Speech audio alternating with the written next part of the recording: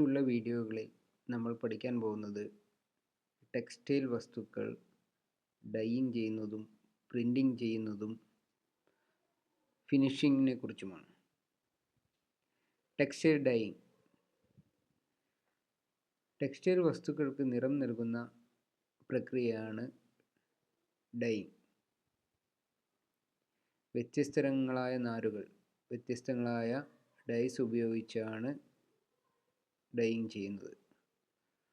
Cotton വസ്തുക്കൾ vat dye, reactive dye, direct dye എന്നീ dyes ഉപയോഗിച്ചു ഡൈ ചെയ്യുന്നു. നൈലോൺ, വൂൾ, സിൽക്ക് എന്നിവ ആസിഡ് ഡൈ ഉപയോഗിച്ച് ഡൈ ചെയ്യുന്നു. പോളിയസ്റ്റർ ഡിസ്പേഴ്സ് ഡൈ ഉപയോഗിച്ചും ഡൈ ചെയ്യുന്നു. Preparatory process for dyeing and printing. Textile വസ്തുക്കളിൽ അടങ്ങിയിരിക്കുന്ന മാലിന്യങ്ങൾ ഡൈയിങ്ങിനും പ്രിൻറ്റിങ്ങിനും പ്രതിബന്ധങ്ങളാണ്.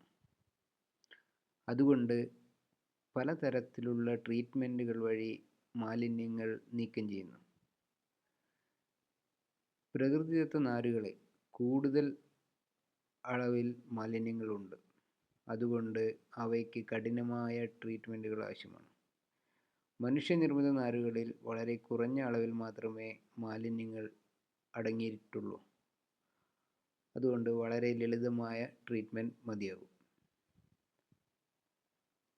ഈ മാലിന്യങ്ങൾ നീക്കം ചെയ്യുന്നതോടുകൂടി വസ്തുവിൻ്റെ കളർ ആഗിരണം ചെയ്യാനുള്ള കഴിവ് കൂടുന്നു.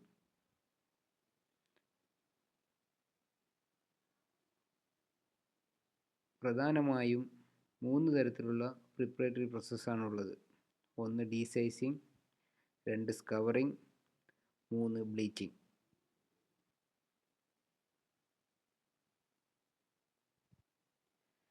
ഡീസൈസിങ് പ്രോസസ്.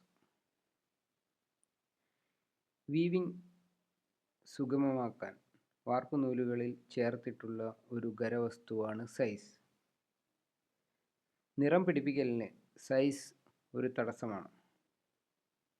അതുകൊണ്ട് തുണികൾ ഡൈ ചെയ്യുന്നതിന് സൈസ് നീക്കം ചെയ്യേണ്ടതാണ്. സൈസ് നീക്കം ചെയ്യുന്ന പ്രക്രിയയാണ് ഡീസൈസിങ്. സൈസിൻ്റെ പ്രധാന ഘടകം സ്റ്റാർച്ച് ആണ്. ഡീസൈസിങ്ങിലൂടെ സെല്ലുലോസിനെ ബാധിക്കാത്ത രീതിയിൽ സ്റ്റാർച്ചിനെ വെള്ളത്തിൽ ലയിക്കുന്ന ഗ്ലൂക്കോസ് ആക്കി മാറ്റുകയാണ് ചെയ്യുന്നത്. ഡീസൈസിങ് തുണിയുടെ എല്ലാ ഭാഗത്തും ഒരുപോലെ ചെയ്യേണ്ടതാണ്. അല്ലാത്തപക്ഷം ഡൈയിങ് ചെയ്തു കഴിയുമ്പോൾ കളറിൽ ഏറ്റക്കുറച്ചിലുകൾ ഉണ്ടാകുന്നു.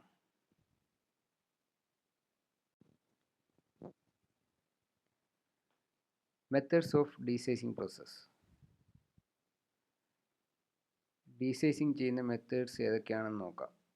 1 rot steeping, 2 alkali steeping, 3 acid steeping, 4 enzymatic സ്റ്റീപ്പിംഗ്.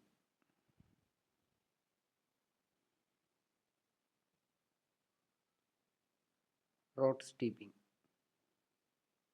ഏറ്റവും ചെലവ് കുറഞ്ഞ, യാതൊരു രാസവസ്തുക്കളും ഉപയോഗിക്കാത്തതും പ്രാചീനവുമായ ഒരു രീതിയാണ് റോഡ് സ്റ്റീപ്പിംഗ്. ഡീസൈസിങ് ചെയ്യുന്നതിനുള്ള തുണി ചൂടുവെള്ളത്തിൽ മുക്കിയെടുത്തതിന് ശേഷം ജലാംശം പിഴിഞ്ഞു കളയുന്നു. നനവുള്ള അവസ്ഥയിൽ 24 മണിക്കൂർ വയ്ക്കുക. വെള്ളത്തിൽ അടങ്ങിയിരിക്കുന്ന ബാക്ടീരിയ പ്രവർത്തിച്ച് സ്റ്റാർച്ചിനെ ഗ്ലൂക്കോസും വാട്ടറുമാക്കി മാറ്റുന്നു. അവസാനം തുണി ശുദ്ധജലത്തിൽ ശക്തിയായി കഴുകിയെടുക്കുന്നു. ഫെർമെൻറ്റേഷൻ എന്ന രാസപ്രവർത്തനമാണ് റോഡ് സ്റ്റീപ്പിങ്ങിൽ നടക്കുന്നത്. ഈ ഫെർമെൻറ്റേഷൻ കോട്ടൺ നാരുകൾ ബാധിക്കാത്ത രീതിയിൽ നിയന്ത്രിക്കേണ്ടതാണ്. അല്ലാത്തപക്ഷം കോട്ടൺ നാരുകൾക്ക് ബലക്ഷയം സംഭവിക്കുന്നു. റോഡ് സ്റ്റീപ്പിംഗ് ചെയ്യുന്നത് മൂലം മൈൽഡ്യൂവിൻ്റെ ആക്രമണം ഉണ്ടാകാൻ സാധ്യതയുണ്ട്.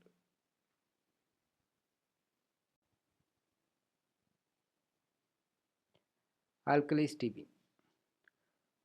കോസ്റ്റിക് സോഡ ഉപയോഗിച്ചാണ് ആൽക്കലി സ്റ്റീപ്പിംഗ് ചെയ്യുന്നത്. ഇതിനായി 60°C മുതൽ 70°C വരെ ടെമ്പറേച്ചറിൽ 0.4 to 0.6% കോസ്റ്റിക് സോഡ സൊല്യൂഷനിലൂടെ തുണി കടത്തിവിടുന്നു. അതിനുശേഷം തുണി പിഴിഞ്ഞ് ജലാംശം കളഞ്ഞ് നനവുള്ള അവസ്ഥയിൽ 8 മുതൽ 10 മണിക്കൂർ വരെ സ്റ്റോറേജ് ടാങ്കിൽ സൂക്ഷിക്കുന്നു. അതിനുശേഷം വാഷിംഗ് ചെയ്ത് സൈസ് വേസ്റ്റ് നീക്കം ചെയ്യുന്നു. തുണി ന്യൂട്രലൈസ് ചെയ്യുവാൻ ആസിഡുമായി ട്രീറ്റ് ചെയ്യുന്നു. അതിനുശേഷം തുണി വാഷിംഗ് ചെയ്ത് ഉണക്കിയെടുക്കുന്നു. ഇതിന് ഉപയോഗിക്കുന്ന solution caustic soda 0.4 to 6%, temperature 60°C മുതൽ 70°C വരെ, സമയം 8 മുതൽ 10 മണിക്കൂർ.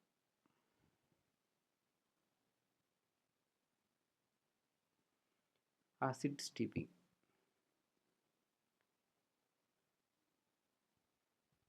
ഡൈല്യൂട്ട് ഹൈഡ്രോക്ലോറിക് ആസിഡ്, സൾഫ്യൂരിക് ആസിഡിൻ്റെ മിശ്രണം ഉപയോഗിച്ച് തുണിയിൽ നിന്ന് സ്റ്റാർച്ചിനെ ഹൈഡ്രലൈസ് ചെയ്ത് സൈസ് നീക്കം ചെയ്യുകയാണ് ആസിഡ് സ്റ്റീപ്പിംഗ് പ്രക്രിയയിൽ നടക്കുന്നത്.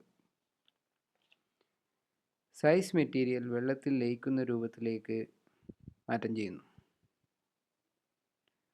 ശുദ്ധമായ ജലത്തിൽ തുണി ശക്തിയായി കഴുകി സൈസ് നീക്കം ചെയ്യുന്നു. ആസിഡ് സ്റ്റീപ്പിംഗ് ചെയ്തതിന് ശേഷം തുണിയിൽ ബാക്കി നിൽക്കുന്ന ആസിഡിൻ്റെ അംശം പൂർണ്ണമായും ന്യൂട്രലൈസ് ചെയ്യുന്നു. അതിനുശേഷം തുണി ചൂടുവെള്ളത്തിൽ തുടർന്ന് തണുത്ത വെള്ളത്തിലും കഴുകി ഉണക്കിയെടുക്കുന്നു. ഇതിനുപയോഗിക്കുന്ന solution hydrochloric acid, sulphuric acid 0.25 to 0.5%, temperature 30°C മുതൽ 40°C വരെ, ടൈം 8 മുതൽ 12 മണിക്കൂർ വരെ.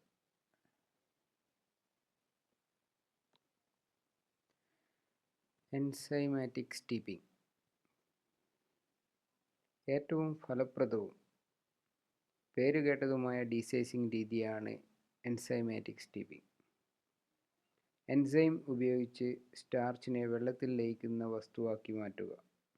ഡീസൈസിംഗ് ചെയ്യുമ്പോൾ 50°C താപനിലയിൽ pH 7 നിലനിർത്തുക.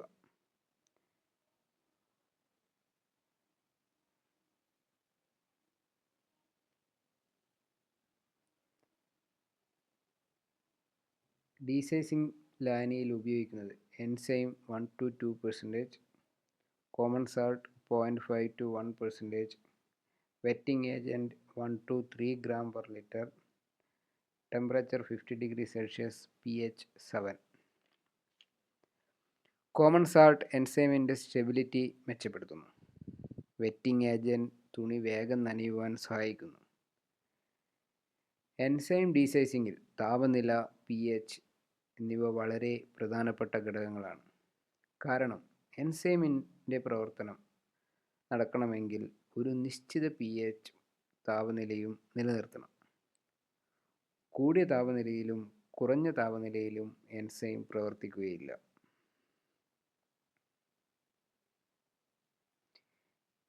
ഇനി വ്യത്യസ്തമായ എൻസൈമുകളും അതുപയോഗിച്ച് ചെയ്യുമ്പോൾ നമ്മൾ ശ്രദ്ധിക്കേണ്ട കാര്യങ്ങൾ എന്തൊക്കെയാണെന്ന് നോക്കാം. Malt extract enzyme, concentration 3 to 20, temperature 50 to 60, pH value 6 to 7.5. Pancreatic, concentration 1 to 3, temperature 50 to 60, pH value 6.5 to 7.5. Bacterial, 0.5 to 1 concentration, temperature 60 to 70, pH value 5.5 to 7.5.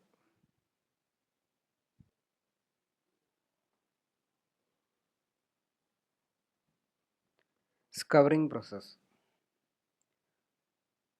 Cotton textile വസ്തുക്കളിൽ ഡീസൈസിങ്ങിന് ശേഷം പ്രകൃതിദത്ത മെഴുക്, കൊഴുപ്പ് എന്നിവ നിലനിൽക്കുന്നു. ഇത് വെള്ളം വലിച്ചെടുക്കുന്നതിന് തടസ്സം ഉണ്ടാക്കുന്നു. ഡൈയിങ്ങിനും പ്രിന്റിങ്ങിനും ശരിയായ ഫലം നൽകാതിരിക്കുകയും ചെയ്യുന്നു. ഈ മാലിന്യങ്ങളെ സ്കവറിംഗ് എന്ന പ്രക്രിയയിലൂടെ നീക്കം ചെയ്യുന്നു. സോഡിയം ഹൈഡ്രോക്സൈഡ് എന്ന രാസവസ്തുവാണ് സ്കവറിംഗ് ചെയ്യുവാൻ വേണ്ടി ഉപയോഗിക്കുന്നത്. ഇതുകൂടാതെ വെറ്റിംഗ് ഏജന്റായി സോപ്പും ഉപയോഗിക്കുന്നു.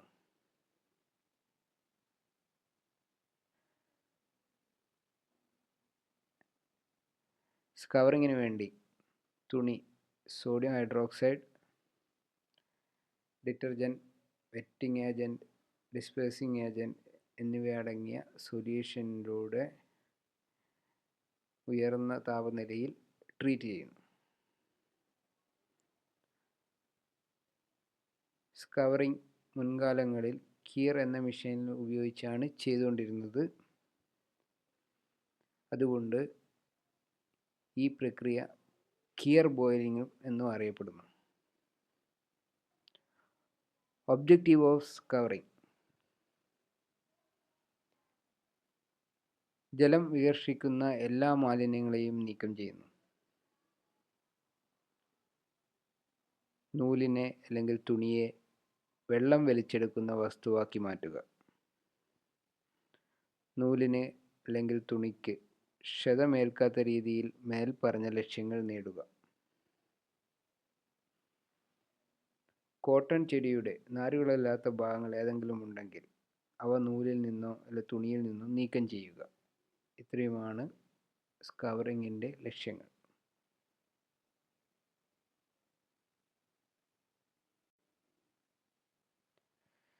ബ്ലീച്ചിങ് പ്രോസസ്: പ്രകൃതിദത്ത നാരുകളുടെ സ്വാഭാവിക നിറം നീക്കം ചെയ്യുന്ന പ്രക്രിയയാണ് ബ്ലീച്ചിങ്. അതായത് പ്രകൃതിദത്ത നാരുകൾ സ്വാഭാവികമായും ഓഫ് വൈറ്റ് അല്ലെങ്കിൽ ലൈറ്റ് യെല്ലോയിഷ് നിറത്തിലായിരിക്കും. ഈ നിറം നീക്കം ചെയ്യുന്ന പ്രക്രിയയാണ് ബ്ലീച്ചിങ്. വെള്ള നിറത്തിലുള്ള വസ്ത്രം ഉൽപ്പാദിക്കുന്നതിനും ലൈറ്റ് ഷെയ്ഡുകൾ ഡൈ ചെയ്യുന്നതിനും ബ്ലീച്ചിങ് അനിവാര്യമാണ്. വ്യത്യസ്ത തരത്തിലുള്ള ബ്ലീച്ചിങ് മെത്തേഡ്സ് ഏതൊക്കെയാണെന്നാൽ ഓക്സിഡേറ്റീവ് ബ്ലീച്ചിങ്, റിഡക്റ്റീവ് ബ്ലീച്ചിങ് ഇവയാണ് വ്യത്യസ്ത തരത്തിലുള്ള bleaching. Oxidative bleaching oxidising bleaching agents ഉപയോഗിച്ചാണ് ചെയ്യുന്നത്. അതായത് bleaching powder, hydrogen peroxide, sodium hypochlorite, sodium chlorite എന്നിവയാണ് ഓക്സിഡൈസിങ് ബ്ലീച്ചിങ് ഏജൻറ്റ്. പ്രകൃതിദത്ത നാരുകൾ ആണ് ഓക്സിഡേറ്റീവ് ബ്ലീച്ചിങ് മെത്തേഡ് ഉപയോഗിച്ച് ബ്ലീച്ചിങ് ചെയ്യുന്നത്. സോഡിയം ഹൈഡ്രോസൾഫേറ്റ് ഉപയോഗിച്ചാണ് റിഡക്റ്റീവ് ബ്ലീച്ചിങ് ചെയ്യുന്നത്. പോളിയമൈഡ്സ്, പോളിഅക്രിലിക്സ്, പോളിഅസറ്റേറ്റ് തുടങ്ങിയ നാരുകൾ റിഡക്റ്റീവ് ബ്ലീച്ചിങ് മെത്തേഡ് ഉപയോഗിച്ച് ബ്ലീച്ചിങ് ചെയ്യുന്നു.